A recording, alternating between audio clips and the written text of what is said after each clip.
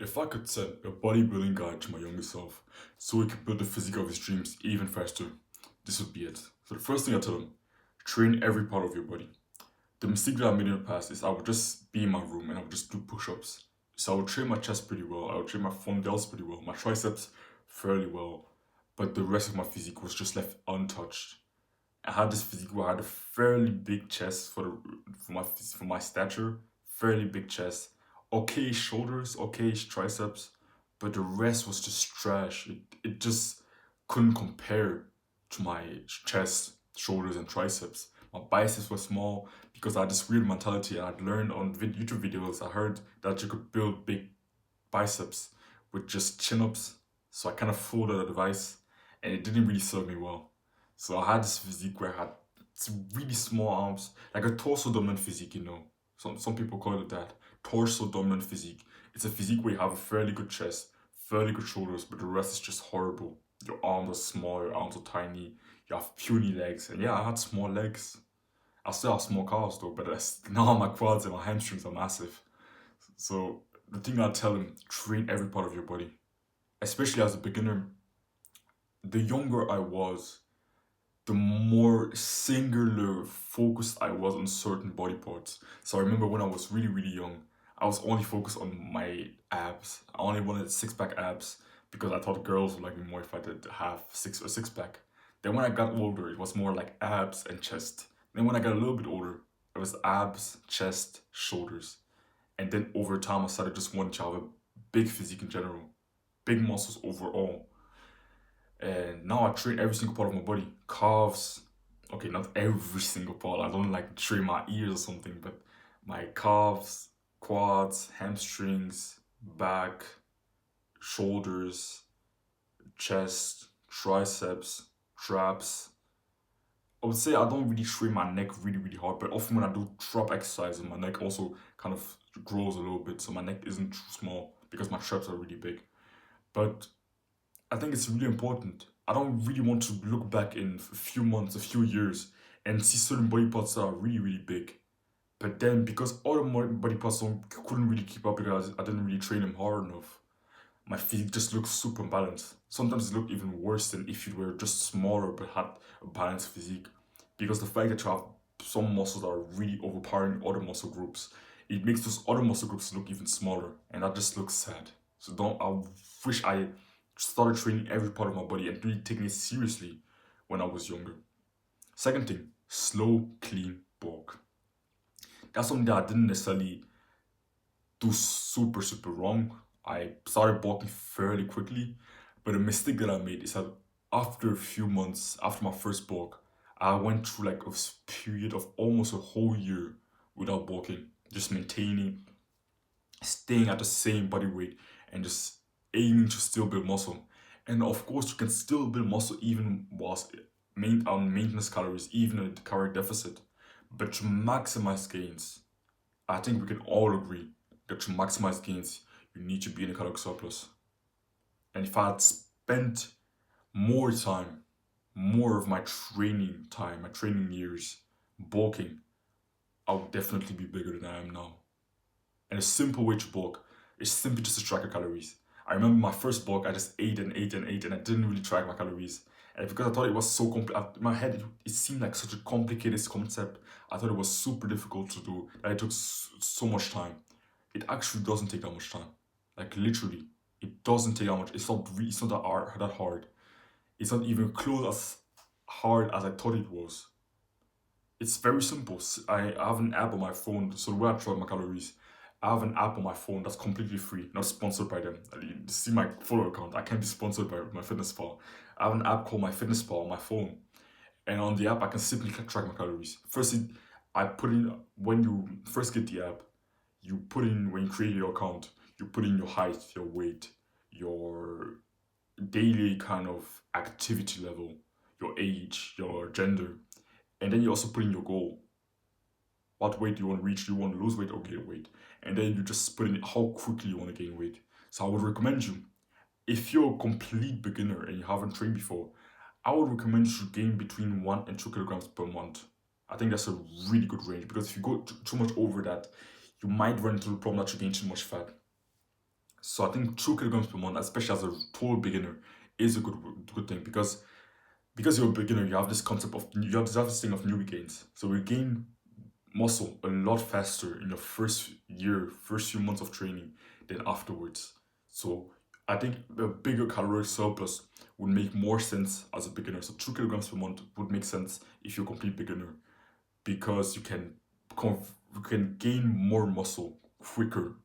So I'm sure if you gain 2 kilograms per month as a complete beginner, you're not gonna gain too much fat. In fact, in my first 6 weeks of walking in my training routine when I just started training 2 years ago, I gained 8 kilograms. And yeah, that wasn't necessarily a smart thing, but somehow I didn't really look any that I wasn't that much fatter. I didn't look like I had gained any fat. I'm sure it wasn't all muscle. I'm sure it wasn't 8 kilograms of pure muscle. I'm sure of that. But I think a big chunk of that was actually muscle, which was actually very surprising to me. In 6 weeks to build as my muscle, I think a pretty big chunk of that weight was actually muscle. Some of it, of course, was water weight and fat, but some of it was actually muscle. So it really proved to me that this concept of okay, when you're a beginner, you gain muscle so much faster, so you can allow yourself to eat in a bigger caloric surplus. Now, don't go and do a dirty bulk and gain 8 kilograms in 6 weeks like I did.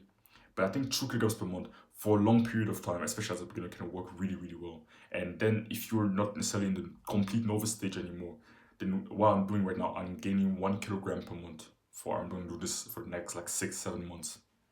So it's important to go fairly slow so you can bulk for a long time and spend a long time in a caloric surplus to really maximize your gains. That's what I would actually recommend my younger self to do. Third thing, training hard. When I heard the concept of training hard in the past, I used to think it was only about the intensity that you at which in which you perform each set. But now, especially over the last few weeks and months, I've kind of changed my mind about intensity. In the past, I used to do like very low volume, so not very, but fairly low volume. So I would just do at most 2 sets per exercises. That's what I would do. 2 sets per exercise. I would do like 4 to 5 exercises per session. So I'll do 8 to 10 sets per session and 4 to 8 sets per muscle group per week. So it was fairly low. It wasn't like crazy low, but it was fairly low. And at the time, I would take every single working set that I did, I would take it to failure. Every single working set to complete muscular failure. And yeah, I was training hard at the time. It was fairly hard. But recently, over the last 3 months, I've kind of switched approach. Now I don't do I don't do low volume anymore. I do like normal volume. And you could say even a little bit like fairly high volume. So I'm doing anywhere between 12 and 20 sets per session right now. And 20 sets per session in one session is actually pretty high, I would say, pretty high volume. And I'm not taking every single set to failure right now. I'm not taking every single set to failure, but still, my training is a lot harder than it was when I was doing 8 to 10 sets per session, and I was taking every single set to failure. My training is a lot harder now because in general, I have more approaches to failure. Even though I don't take every single set to failure, every single set I take it very close to failure. Like I leave at most 2 reps in reserve. And it's very difficult. It's really, really hard. And I'm sure I'm making even more progress now. Low volume served me really well. I will never sit here and shit on low volume and say it's a horrible way to make gains. It worked really well for me. But I'm sure I can make even more progress with a little bit higher volume, you could say. Because when I was doing really low volume, I never really got sore. And of course, getting sore isn't really correlated with building muscle. But it kind of showed me that I actually had room to do more. I had room to do a little bit more volume. Because I never got sore and I never even came close to running in the problem with kind of struggling to get enough recovery. I never really ran into that problem. So I knew, okay, I can kind of walk even further. I can do a little bit more. I can train a little bit harder. Not only by increasing my intensity, but by increasing my volume. By doing more volume, and I almost doubled my training volume. And it worked really, really well. I've been making some good gains recently. The pumps have been really great. The progression really linear, slow, steady progression over the last few months, and it's been working well. So if I could teach this to my young self, I would tell him that training hard isn't only about intensity.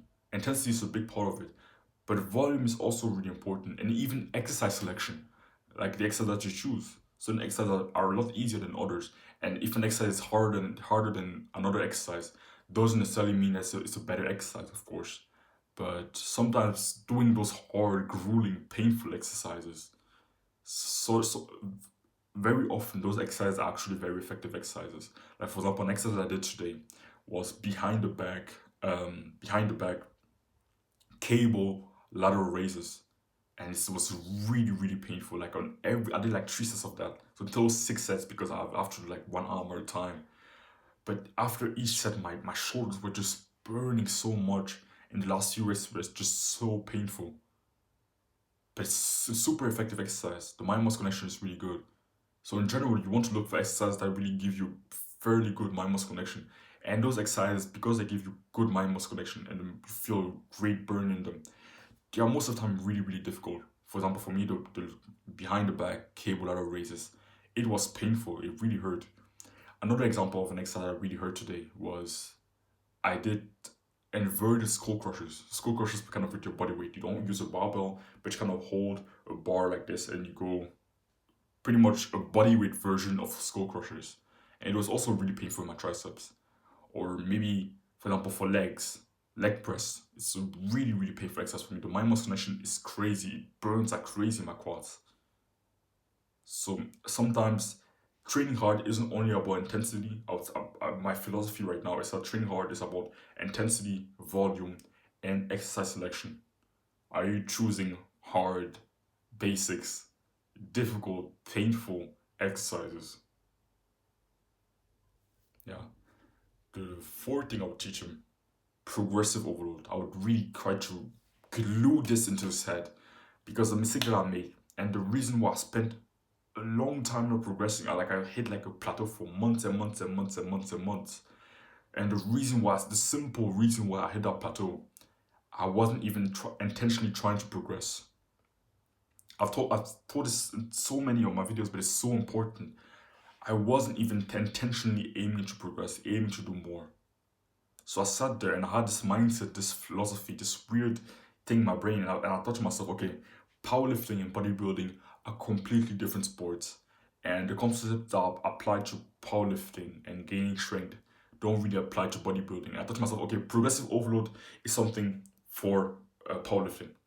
As someone who's focused on bodybuilding, I don't need to progressively overload at all. I thought to myself, okay, to build muscle, I just need to stimulate the muscle, which when I look back, it's just so dumb. But I just thought, okay, I just need to stimulate the muscle, go to the gym, train hard, and then yeah, it's over. The muscles are just gonna grow. But that was just so dumb. So the reason why I stayed at the same level of strength and didn't build any muscle isn't because I was making such like a massive mistake that was holding me back. It was simply because I wasn't even intentionally trying to progress. And when I started really thinking to myself, okay, when I started really breaking this belief and realizing how important progressive overload is for muscle growth, I started just making progress again. So I lost months and months of progress just because I wasn't intentionally trying to progress. But I simply went to the gym and looked at my phone and looked at the sets and reps that I did last week and aimed to do something better. That's when I started to progress again. For bodybuilding, progressive overload is also super important. Like one of the most important aspects of bodybuilding, if not the most important one. It doesn't necessarily build muscle, but it shows you that you're currently building muscle. So I see progressive overload as a good indicator that I'm making progress and that I'm on a good track. But when I see that it stalls, for example, right now I've been progressing really well for the last 4 months. Like haven't hit a plateau. I've been progressing linearly, slowly but steadily for the last 4 months. If at some point in the near future I stop progressing and I actually lose strength, then I'll kind of look to see what's the problem, what's the bottleneck, what needs to be fixed, But sometimes it just means that you need to recover more. Maybe you just need a simple deload and then you'll be progressing again. But sometimes it might be something else. It might actually indicate that maybe you're not eating enough, maybe you need to eat more, maybe you need to bulk. Right now you're not bulking and that's why you're not able to progress. So it might be just tell you that, okay, I need to eat more, I need to eat in a calorie surplus now. Or maybe it might show you that you're not sleeping enough. Maybe just not, you sleep for like 5 hours a night every single night and you're not able to recover from your training because you're not sleeping enough. Or maybe you're not training hard enough. Like I said, progressive overload just simply tells you if you're on the right track, if you're currently building muscle or not. So if you aren't able to progress and consistently add reps and weights to the exercise that you perform to build muscle, then it just simply shows you there's currently a bottleneck that's holding you back from progressing and you need to fix it. It might be in your training, it might be in your diet, it might be in your recovery. It's always in one of those three things. Oh wait, three things. And I said three like this, three things: diet, recovery, or training. Maybe you're not training hard enough, maybe you're not doing enough volume, or maybe you're training too hard and doing too much volume. Might be different things, or maybe you're not sleeping enough, or maybe you're not eating enough. Might be different things, but if you're not currently able to really progress, you're really trying to progress, but you just can't, and actually losing strength, or maybe staying at the same level of strength, it's never going up, then it just simply shows you that there's a bottleneck holding you back. The last thing, patience. I'll just tell them, be patient. Building muscle takes a lot of time. Like it takes time. Like it's a slow slog. It's a slow process. It's not something that you're just gonna see some gains after 1 month, 2 months, 3 months. It takes a lot longer than that. And a mindset that really helps me personally to stay patient on this journey is just to remember over time that I'm gonna be training for the rest of my life. I aim to train until the day I die. So when I reminded myself of that, I'm like, okay, if I don't die tomorrow and I don't get hit by like a train tomorrow or something like that, then I might live until 80, 90, 100 years old. So I still have so much time to make some insane gains. So I don't need to just get as jacked as possible today. If it takes time, it's okay because I still I hope, have a fairly long life in front of me. That mindset really, really helps me every time that I kind of forget about it and I start really feeling kind of insecure and I start getting body dysmorphia because I've seen someone who's more jacked than me in a gym or on YouTube. Just reminding myself of that really helps me. So yeah, hope you found this video valuable. Hope it helped you in any way. And if you want to book a free coach call with me, then like a completely free coaching call where you just ask me questions and I just answer them. I can help you with your diet, your training, different things. And again, it's completely free. Just click the first link in the description. Don't worry if it's comfort. Chase it.